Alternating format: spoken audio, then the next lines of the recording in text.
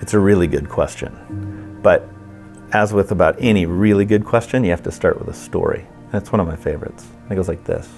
It was a rabbi 2,000 years ago, and he was doing what rabbis do. Now, rabbis generally love to talk about the Bible.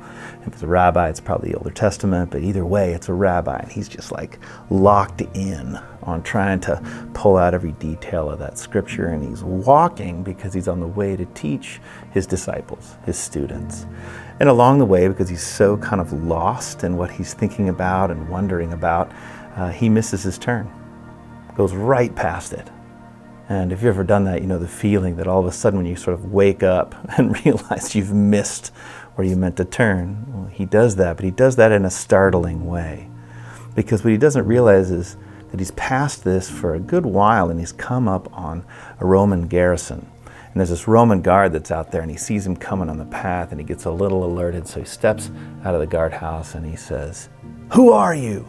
Why are you here?" It sort of startles the rabbi, and he's looking around, kind of having that funny realization, oh my gosh, I wonder how long I've been. And while he's thinking about all that, the Roman has just enough time to get more animated, because he's not real sure what's going on here. So he yells it a little more strongly, "Who are you? Why are you here?" Because now he's a little bit scared. And by this time, the rabbi's had just a moment to think. And he says to the Roman, "How much do you get paid to ask those two questions?" And the Roman guard's like, "I'm crazy, I don't even understand." But he kind of blurts out, 10 drachma a day, because he doesn't know what else to say. And the rabbi thoughtfully says, "I'll give you twice that if you'll stand at the front door of my house, and every day as I leave, you'll ask me those same two questions. Who are you? And why are you here?"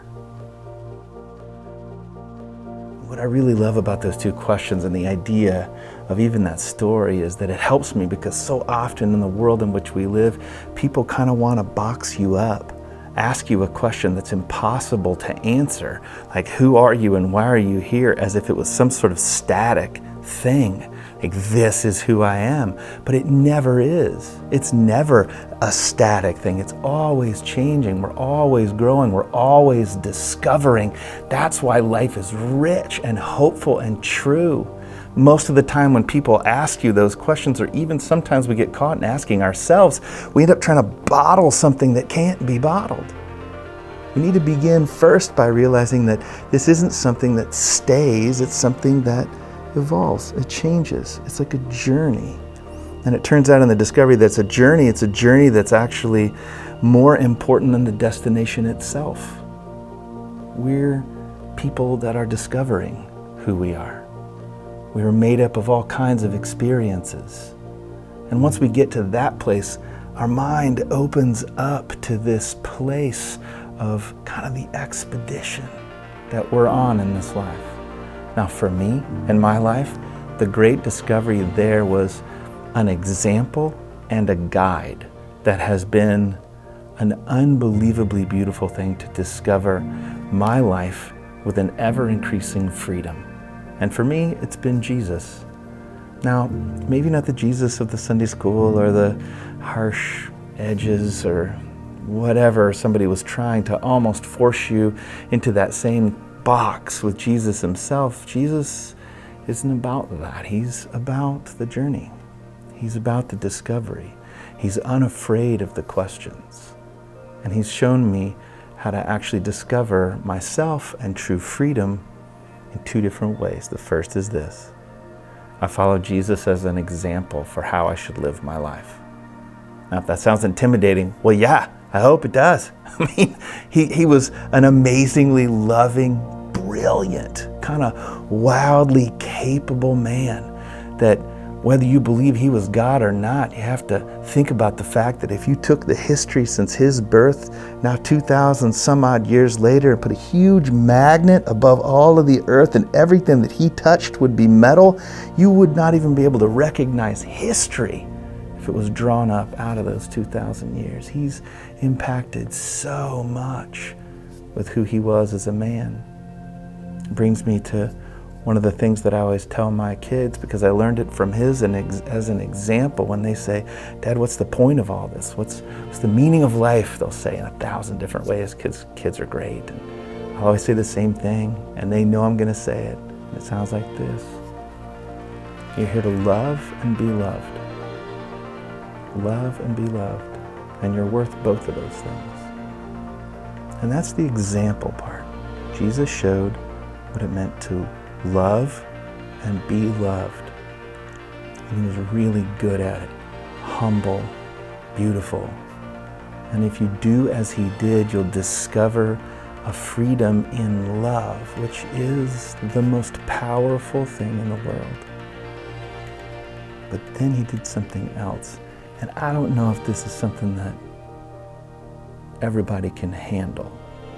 You'll have to decide if you can. And it's this. He also told us, and it's written in the Bible in a lot of different ways, that he would be with us to the very end of the age. See, for somebody like me, Jesus didn't live only, die only, but he was raised from the dead. And that means he is raised from the dead.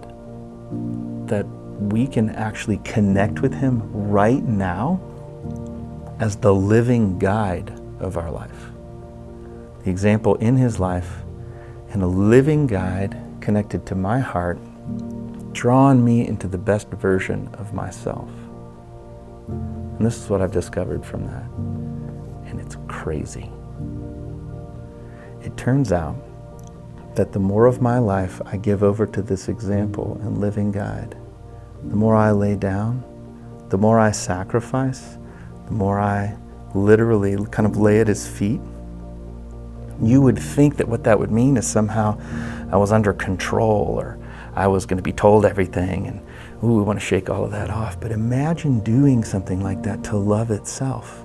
Imagine giving yourself completely to love itself, sacrificing to something that is the best example and guide of love itself. What happens is you're increasingly confident and free and clear, so that in each moment, with each step on the journey that we take in this life, we can answer things like, who are we and why are we here? We're here to love, we're here to be loved, and to discover what that means for us. It's an incredibly powerful and free way to live.